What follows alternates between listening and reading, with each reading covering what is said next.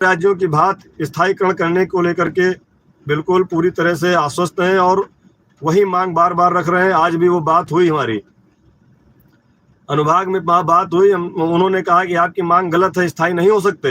हमने कहा स्थायी अध्यापक नहीं हो सकते, लेकिन शिक्षा मित्र तो स्थायी हो सकते हैं। जिस पद पर हैं आप, हमको इसी पद पर स्थायी कर दीजिए और समान कार्य का समान वेतन 40,000 का दे दीजिए। काफी सारी चर्चाएं हुई। पूरे जो पहले से प्रस्ताव बना था उस प्रस्ताव को उन्होंने निकाला, हालांकि मुझे नहीं दिखाया, लेकिन उन्होंने कहा कि प्रस्ताव आपका अच्छा बना है और माननीय मुख्यमंत्री जी अगर इसे ही पास कर देंगे तो आप सारे लोग कम से कम अपने जीवन यापन को कर सकते हैं। तो ये सब चीजें हैं, ये आप रोज जाओगे शासन में, बैठोगे, मिलोगे, तब आपको जानकारी होगी। घर बैठकर उंगली चला देना अच्छी बात नहीं है। जून माह के 15 दिन का बजट ममता तिवारी जी जल्दी जारी हो जाएगा, इसके लिए परेशान मत होइए। वो शासन सरकार का मामला वो होता रहेगा, उसमें थोड़ा सा हम लोग दौड़ लेते हैं तो 2-4 दिन जल्दी हो जाता है, नहीं तो होना तो उसको है ही है। प्रकरण बहुत गंभीर है अपना, इतना आसान भी मत समझिए। लेकिन इस समय जो सरकार कर दे वो हमें स्वीकार है।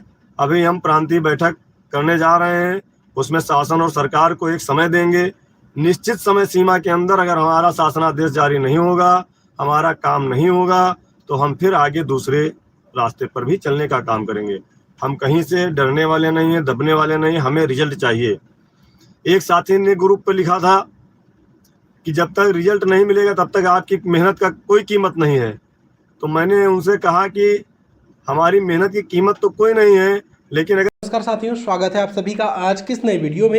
ये वीडियो आप सभी शिक्षा मित्र साथियों के लिए बेहद ही महत्वपूर्ण होने वाली है। साथियों, इस वीडियो के माध्यम से आप सभी को हाल ही के अंदर की एक महत्वपूर्ण सूचना, दरअसल अगर हम बात करें अस्थायीकरण को लेकर सरकार की वास्तविक जो मंशा है, उस मंशा के ऊपर रिसेंट में ही आपकी कुछ नेतृत्वकर्ताओं के द्वारा कुछ जानकारियां दी गई हैं। वो जानकारियां आगे प्रॉपर तरीके से आपको वीडियो में देंगे। सभी साथी वीडियो को पूरा देखें। चैनल को अभी तक आपने सब्सक्राइब नहीं किया है, सब्सक्राइब भी कर लें। अब चलते हैं अपडेट पर।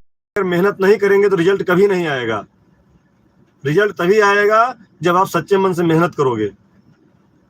इसलिए हम सभी साथियों को कहना चाहते हैं, कुछ लोग लिख रहे थे ये श्रेय के लिए दौड़ रहे हैं, तो मैं पहले आपसे बता दूं कि मैं किसी श्रेय के लिए नहीं दौड़ रहा हूं।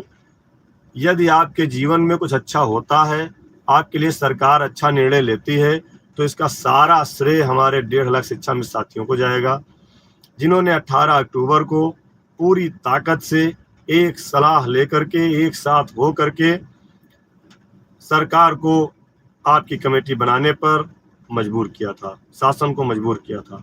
ये श्रेय सारा हमारे एक एक शिक्षा मित्र साथी को जाएगा। उसमें मैं अपने तो बात ही नहीं कर रहा, किसी का कोई श्रेय मैं नहीं मानता। मैं तो आपका प्रतिनिधि होने के नाते अपना कर्तव्य का पालन कर रहा हूँ, अपनी जिम्मेदारी का निर्वहन कर रहा हूँ। मुझे कोई श्रेय नहीं चाहिए। बस मैंने जो एक बीड़ा उठाया था 1.5 साल पहले कि हमारे लिए कुछ हो जाए, उसके लिए भी मैं अभी भी दौड़ रहा हूँ। 12 महीने की बात हमने की है, आज भी की है। 11 महीने 29 दिन का हमने बात किया है, जैसे कस्तूरबा के लोगों को मिलता है।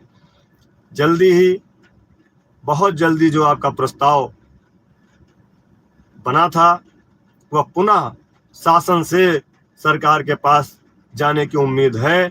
माननीय मुख्यमंत्री जी को हम बहुत बहुत धन्यवाद देते हैं, बहुत बहुत आभार देते हैं कि उन्होंने अपनी सरकार के एक छोटे से छोटे कर्मचारी को अपने दरबार में अपनी बात कहकर और हमारे पत्र को लेकर के संज्ञान में लिया है, हमारे साथियों की समस्याओं का संज्ञान लिया है।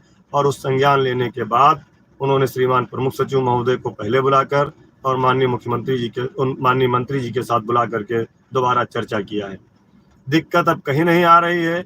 अब माननीय मुख्यमंत्री जी और माननीय मंत्री जी और शासन के बीच में बात है, जो भी होना है वो जल्दी होगा।